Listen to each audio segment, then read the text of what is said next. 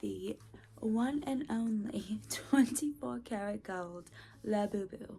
Here and all over my cozy room floor right now, all of the books that I read in 2025. Hi, welcome back to my channel. My name is August Rose Crothers. I am an indie author, poet, content creator, founder of a literary magazine, and really just a girl chasing her dreams. I look so bummy right now. I'm literally in a matching sweatset that I got for Christmas, and I tried to film this video yesterday with a full face of makeup on and literally lost my footage. So this is what we got going on. I'm gonna go through every single book I read in 2025, and then we're gonna just kind of talk about my best and my worst reads. Just a reminder, reading is subjective. Let's go through the speed round first. Indie author poetry collection read Amidst a Breakdown by Ayana De Noielis. I don't know how to pronounce her last name. Ayana, if you're watching this, I'm so sorry. She actually wrote the back cover blurb for me on my poetry collection. Loved this poetry collection. Another indie author read, Political Affairs by Carolina Guzman. This is a friends to lovers over the long course of time political romance. Poetry collection Persephone Made Me Do It by Trista Mateer. This poetry collection had art in it, which was very different for me in a poetry collection. Next was Formula One romance read Drive Me Crazy by Carly Robin. This was amazing. Soft Thorns, a poetry collection by Bridget DeVoe. Tuesdays with Morrie by Mitch Albom. This is like an end-of-life fiction read. Sunrise on the Reaping by Suzanne Collins. Other Birds by Sarah Addison Allen. Drive Me Wild by Carly Robin. This is a Formula One romance. This is the second book in her series. I Wrote This For You. Another poetry collection. Another poetry collection, 3 Years by Jane Bella Karkover.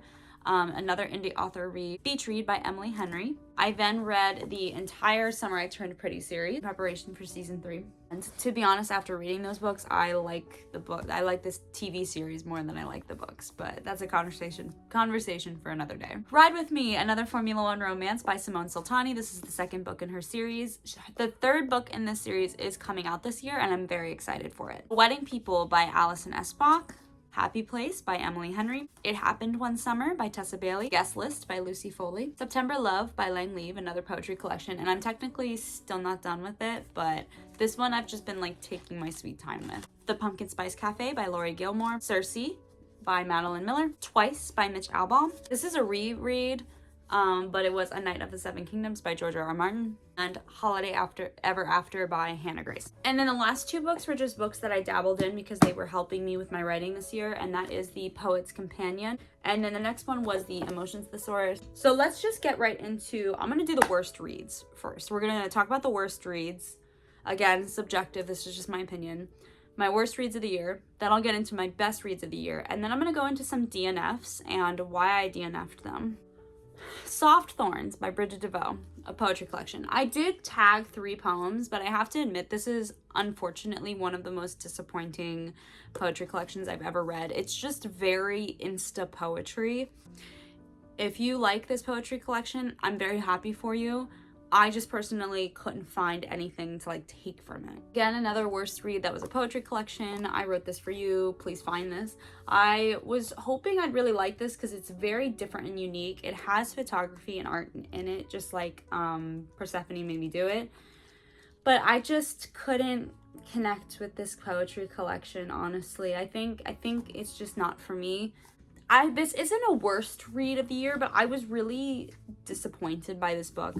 And you're gonna hate me for this because this book has a lot of fans, but Beach Read by Emily Henry. There was a lot of aspects of this book that I really liked, and the first half I like devoured. I was really into it, and for me personally, there was a few side plots that just were not hitting, but I ended up only getting like 3/4 of the way through this book, and then I like spark nuts the rest because I wanted to know what happened.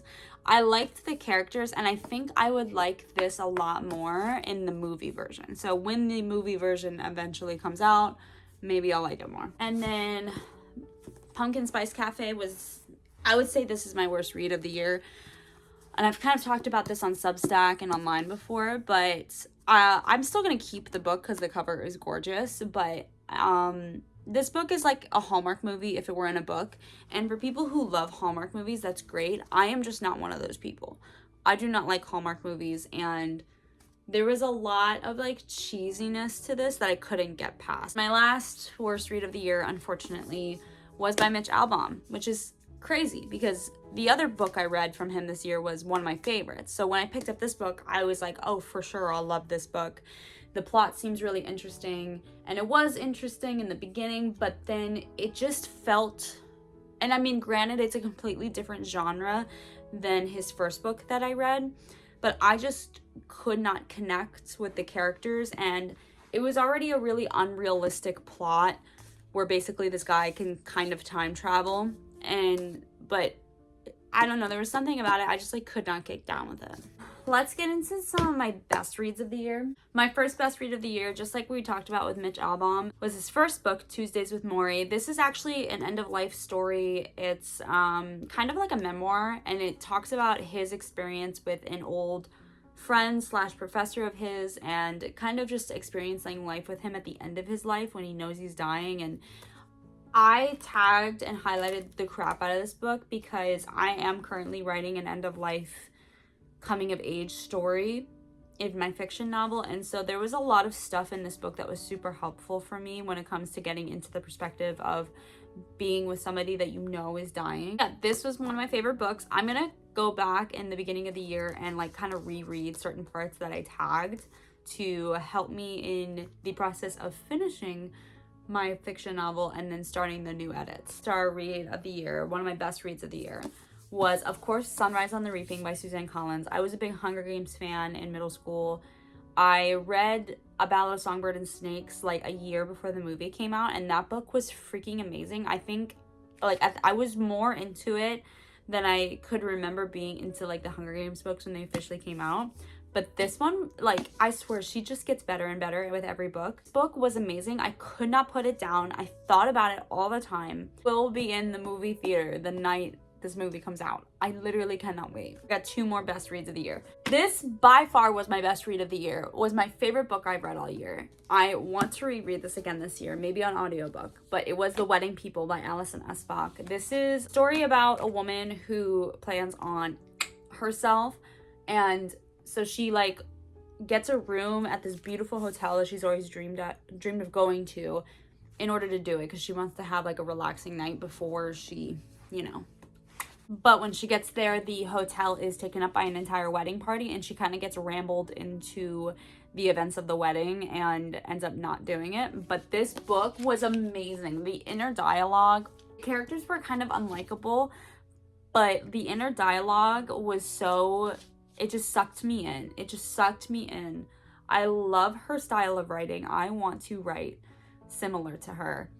And even though the characters were unlikable, like, I still wanted to follow their story. I still wanted to know what was going on. And I love how the main character like interacts with everybody in the wedding party, so you get to see this situation from like so many different perspectives. Best read of the year is Circe by Madeline Miller. This is a book that I had been holding off reading for a while.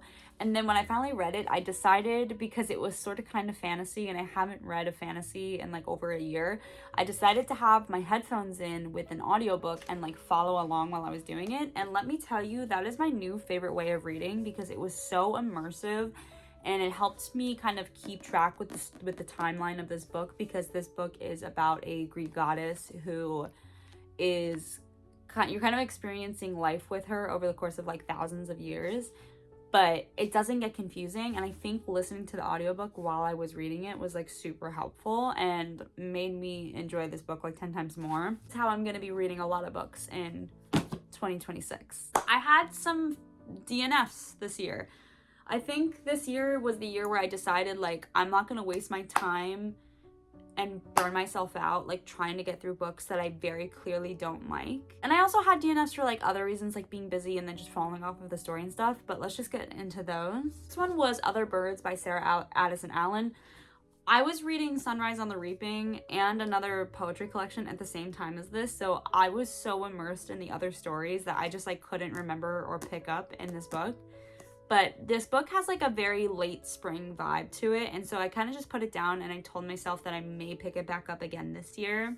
The next one was It Happened One Summer by Tessa Bailey. I actually was really liking this book, and then I got caught up in wedding planning and traveling for my wedding, and then summer was over, so I didn't want to read it anymore because it wasn't the mood to read it. But I only got like maybe 100 pages in, so I'm definitely gonna try to pick this up again. The next one was The Guest List by Lucy Foley. This takes place like on an Irish island for a wedding, and so I wanted to read this for my wedding because we got married in Ireland.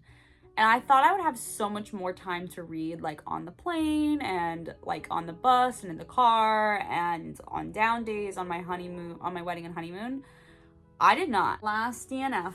I want to love Christmas books so much because I am such a Christmas lover. Like literally my entire house gets decorated for Christmas. But Christmas is such a busy season, even fall and Halloween too. There's such a busy season, especially for me. Like, I never get to read as much as I want to read. And when December hit, I was like, let's read Holiday Ever After because I like Hannah Grace's other books. And I just don't have time in December. I really need to stop trying to read in December because it is just not going to happen for me. And if I do pick a book, it has to be like a short book or a poetry collection. Because unfortunately, I think I only got like 50 pages. Thank you guys for watching. I hope you liked this video. If you want to follow along on my journey of becoming an author and chasing my dreams, please like, comment, and subscribe for more. It really helps channels like mine grow. And I will see you guys soon.